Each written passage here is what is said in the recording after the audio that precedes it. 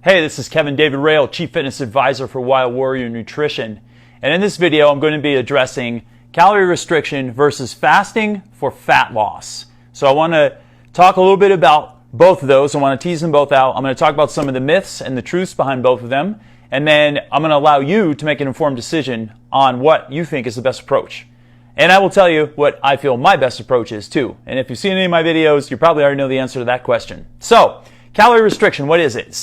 Basically, it's simply you find out what your daily average calories are that you're consuming, and then you reduce that amount and eat lesser calories to try to promote weight loss. So the adage of calories in versus calories out is where this applies. So let's say you track your calories for 5 days and you don't change anything. You just track your calories. This is how I suggest you do this, by the way, in the event you're into calorie counting.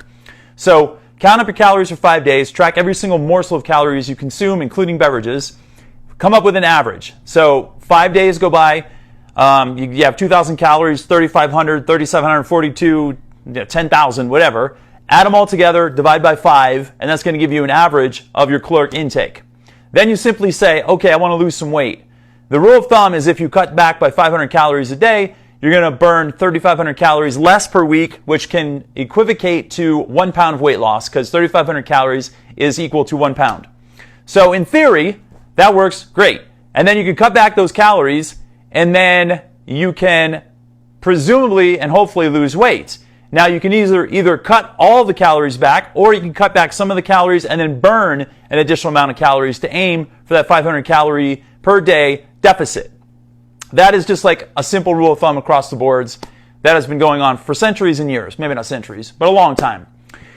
And for some people, that is highly successful. And it works. But my problem with that is people just cut their calories back and they don't take into consideration their meal frequency and what they're eating in their meals. So for example, if you eat 6 meals a day or 8 meals a day or even 5 meals a day, and you still cut those calories back, is it conceivable that you can lose weight? Yeah, it's conceivable. However, when you're constantly eating and you do those little small meals every 2.5 to 3 hours, you're still constantly spiking your blood sugar and spiking your insulin levels at the same time. So it is kind of counterintuitive because insulin is a fat storage hormone. Don't ever forget that. So if you're constantly spiking blood sugar, constantly spiking insulin, your insulin is always hovering up here like this. So your body wants to go into fat storage mode, and even though you may be able to burn the calories and cut back and everything and lose weight, it's not the best approach in my opinion, because if you're constantly releasing insulin, your pancreas is constantly working. And if you eat late at night, even if in the 6 to 8 meal a day plan, even if your average calories is 3,500 and you cut it down to 2,500 a day, you could possibly conceivably lose weight, and you probably will. But it takes a toll on your organs, mainly your pancreas. And over time, your pancreas is going to start to break down. And that's why people who become elderly in their 70s and 80s start to develop diabetes, because they followed a plan similar to that, where they're constantly spiking their blood sugar, they eat multiple meals, and they end up developing diabetes. We want to avoid disease every chance we get. So cutting back the calories and following a 6 meal a day plan or 8 meal a day plan is not exemplary in my opinion.